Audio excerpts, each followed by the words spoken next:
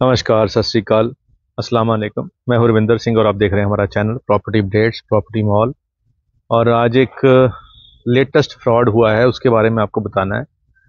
और वो फ्रॉड इसी प्लॉट को दिखा के हुआ है जिसके ऊपर अभी गेट लगा हुआ है और ये चारदीवारी पहले यहाँ तक थी, अब इसको एक्सटेंड कर दिया गया है। अब ये जो प्लॉट है इसको दिखाया गया हमारे एक कस्टमर को, और जिसने दिखाया वो यही कॉलोनाइजर हैं, यही उसको नाम फौजी कॉलोनी के नाम से, हरचंद सिंह उनका नाम है। और उन्होंने फौजी कॉलोनी के नाम से 3-4 कॉलोनियाँ काटी हैं। मिलिट्री के रिटायर्ड पर्सन है, रिटायर्ड फौजी हैं। और काफ़ी यहाँ पे उन्होंने फ्लैट भी बनाए हैं और यहाँ पे प्लॉट भी बेचे हुए हैं। तो उन्होंने ये प्लॉट हमें दिखाया। इसकी पहले बाउंड्री वॉल 200 गज की करी गई छोटी छोटी करके, और उसके बाद फिर इसकी एनओसी अप्लाई की गई म्यूनसिपल कौंसिल के अंदर। म्यूनसिपल कौंसिल ने इस प्लॉट की एनओसी जारी की।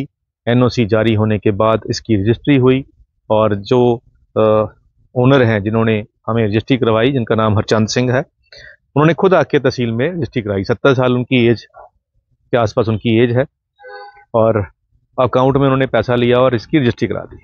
रजिस्ट्री होने के बाद इंतकाल चढ़ गया। 6 महीने के बाद ये प्लॉट लेके रखा हुआ था, जिन्होंने लिया था वो पुलिस ऑफिसर हैं, रिटायर्ड। 6 महीने के बाद एक और लेडी आती हैं, वो कहती हैं कि ये प्लॉट तो मेरे फादर का है, और मेरे फादर हरचंद सिंह के पार्टनर थे पहले कॉलोनियों में, तो ये हमारा है। उनका इस तरफ कॉलोनी थी, ये हमारा एरिया आता है। तो उसके बाद फिर इसकी जद्दोजहद शुरू हुई।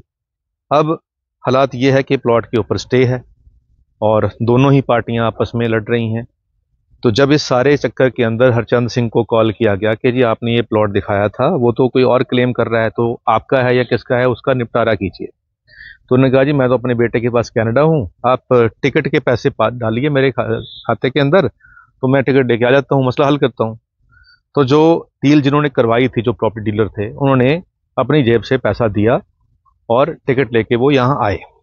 आने के बाद यहाँ पे दोनों पार्टियां आई। उन्होंने कहा कि जी दोनों चले जाओ, मैं आराम से आपका इसका मसले का हल कर दूंगा।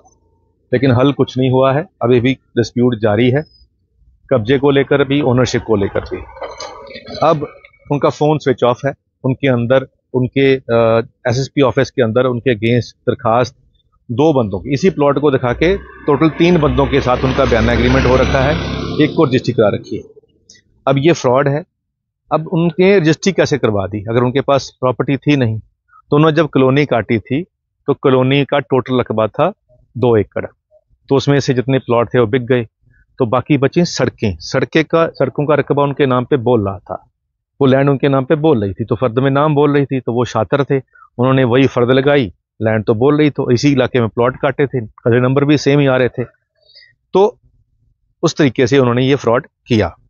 अब 70 साल का बंदा अगर कोई फ्रॉड करता है, अगर वो बिल्डर हो और 70 साल एज हो और रिटायर्ड आर्मी पर्सन हो, और म्यूनसिपल कौंसिल की तरफ से उस प्लॉट की एनओसी भी जारी हो, उसके बाद रजिस्ट्री हो, इंतकाल भी हो, और बाद में ये समझ के आए, तो आप समझ सकते हो कितनी परेशानी होगी।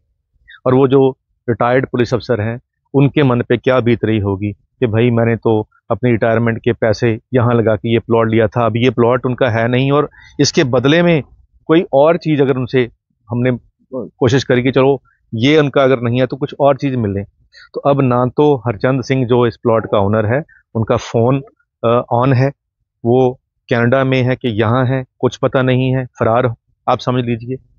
अब पुलिस के पास कंप्लेंट है, डीएसपी के पास, इकोनॉमिक ऑफेंस विंग के पास उनका ये केस है। इस बंदे के ऊपर पहले ही एक एडवोकेट ने भी केस कर रखा है, और उनके केस में भी ये बंदा जो इन्वेस्टिगेशन है उसके अंदर शामिल नहीं हो रहा था।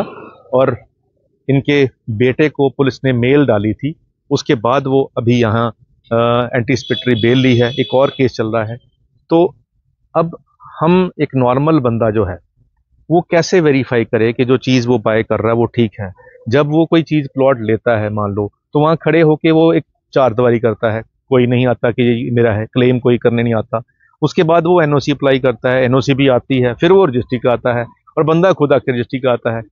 उसके 6 महीने बाद पता लगता है कि ये प्लॉट तो किसी और का था।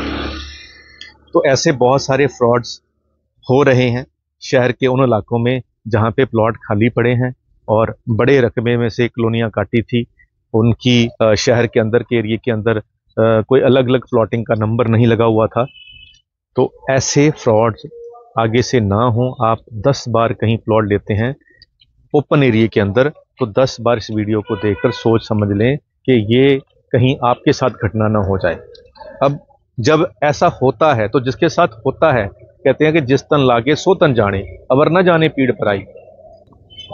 तो जो दूसरा बंदा देखने वाला है उसको वो पेन महसूस नहीं हो सकता, जिसके साथ फ्रॉड हुआ होता है वही समझ सकता है। तो यही अरदास है भगवान से कि सच्चे पातशाह आप सबको समत बख्शो।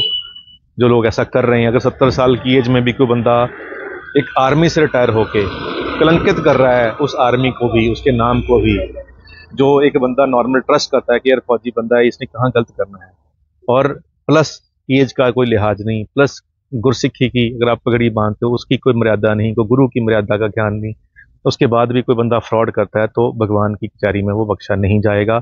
और कई बार हम ये भी सोच लेते हैं कि शायद ये देने लेने का संबंध होता है, इस जान में किसी का देना होता है तो इस तरीके से दे जाता है या वैसे हो जाता है, ये मन समझाने की बात है। लेकिन फिर भी प्रॉपर्टी के अंदर ऐसे फ्रॉड होते रहते हैं, हो रहे हैं। इसको रोकने के लिए हमने सरकार को एक मॉडल भी समझाया था कि जब भी कोई बिल्डर कॉलोनी काटता है तो डे वन से ही उसकी जो सड़कों वाली ज़मीन है सरकार अपने नाम पे करवा ले, ताकि ये वो आगे से किसी को सड़क बेच ना सके। तो ये बात हमने मंत्री साहब को भी कही, जो लोकल बॉडीज मिनिस्टर हैं, उन्होंने कहा कि हाँ, वो पुलिस अफसर हैं, वो भी रिटायर्ड, उन्होंने कहा जी हमारे भी एक पुलिस अफसर के साथ ऐसे पहले हो चुका है जलंधर में कि बिल्डर ने सड़क ही बेच दी। तो सेम हालात यहाँ हैं, यहाँ पर भी सड़क बेची जा चुकी है, और जो जिनके साथ विक्टिम हैं वो भी पुलिस अफसर हैं, और ऐसे और भी बहुत सारे लोग हैं जिनके साथ ये हो चुका है। और सरकार से भी ये दरख्वास्त है कि जितने भी बिल्डर हैं जिन्होंने कॉलोनी काटी है, जितना भी रकबा अभी उनका सड़कों का बचा हुआ है उनके नाम पे बोल रहा है, वो एक नोटिफिकेशन जारी करके अपने नाम पे करवा लें, ताकि आने वाले समय में ऐसे फ्रॉड ना हो सके। उम्मीद करते हैं ये वीडियो आपके काम की होगी। आज के लिए इतना ही, मिलते हैं अगली बार एक नई वीडियो में एक नई जानकारी के साथ। धन्यवाद।